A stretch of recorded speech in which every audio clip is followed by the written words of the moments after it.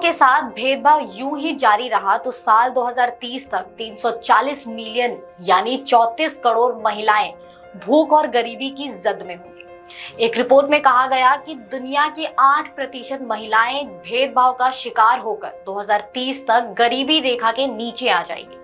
हर 4 में से 1 को भूखमरी का शिकार होना पड़ता है। यूएन की इस रिपोर्ट के अनुसार बिना किसी मजदूरी के महिलाओं को पुरुष की तुलना से ज्यादा काम करना पड़ता है। नमस्कार, मैं कोमल सिन्हा, आप देख रहे हैं न्यूज़ 1 टुडे।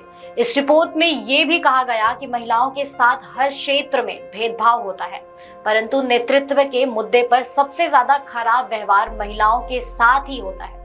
यूएन ने दुनिया के सभी देशों से अपील की है कि हम सामूहिक रूप से पूरी तरह जागरूकता फैलाएं और भेदभाव को मिटाएं, लड़की और महिलाओं को बराबरी का हक दिलवाएं। रिपोर्ट में पाया गया कि सबसे ज्यादा भेदभाव की भेंट लड़कियों को होती है। 2030 के सस्टेनेबल डेवलपमेंट गोल के 5 सूचकों में केवल 2 में ही महिलाओं की स्थिति लक्ष्य के मानक के करीब है, बाकी में उसकी स्थिति बहुत ज्यादा खराब है। यूएन ने यह भी कहा कि दुनिया में महिलाओं की बराबरी के लक्ष्य प्राप्त करने के लिए सालाना 360 अरब डॉलर की जरूरत होती है।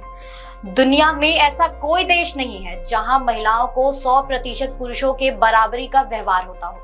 जिस 10 देशों में महिलाओं की पुरुषों की तुलना में सबसे अधिक सेक्सुअल समता है, उसमें आयरलैंड में 79.2%, फिनलैंड में 86.1%, नार्वे में 84.9% और न्यूजीलैंड में 84% और स्विट्जरलैंड में 82.3%।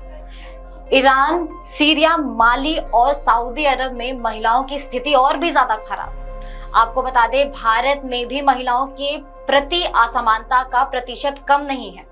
दुनिया की रैंकिंग में भारत की स्थिति महिलाओं को बराबर का अधिकार और अवसर देने में 100 से ऊपर ही है।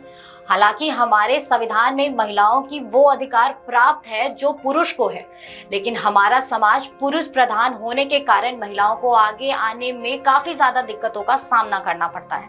खासकर ग्रामीण क्षेत्रों की महिलाओं को अभी भी कई बंधनों से होकर गुजरना पड़ता है। सरकार का ये दावा है कि उसने महिलाओं को ऊपर उठाने के लिए बहुत सारे काम किए हैं।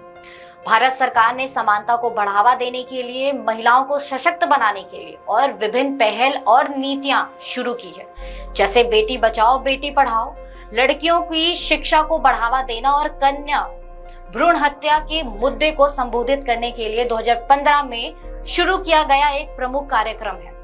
आपको बता दें, ये कार्यक्रम लड़कियों की शिक्षा और उन्हें सशक्त बनाने के महत्व के बारे में जागरूकता पैदा करता है। सुकन्या समृद्धि योजना बालिकाओं के वित्तीय सुरक्षा को बढ़ावा देने के लिए 2015 में शुरू की गई एक बचत योजना है। ये योजना माता पिता को अपनी बेटियों के भविष्य के लिए बचत करने के लिए प्रोत्साहित करने के लिए कर लाभ और जमा पर उच्च ब्याज दर प्राप्त कराती है। प्रधानमंत्री उज्ज्वला योजना आर्थिक रूप से कमजोर वर्ग की महिलाओं को स्वच्छ खाना पकाने का ईंधन उपलब्ध कराने के लिए 2016 में शुरू की गई एक योजना है, जिसमें महिलाओं के स्वास्थ्य से सुधार होगा। ये योजना लड़की जैसे पारंपरिक खाना पकाने के ईंधन के उपयोग से होने वाले इंडोर वायु प्रदूषण को कम करती है। अगला है वन स्टॉप सेंटर, यानी हिंसा की शिकार महिलाओं को सहायता प्रदान करने के लिए 2015 में शुरू की गई एक योजना है।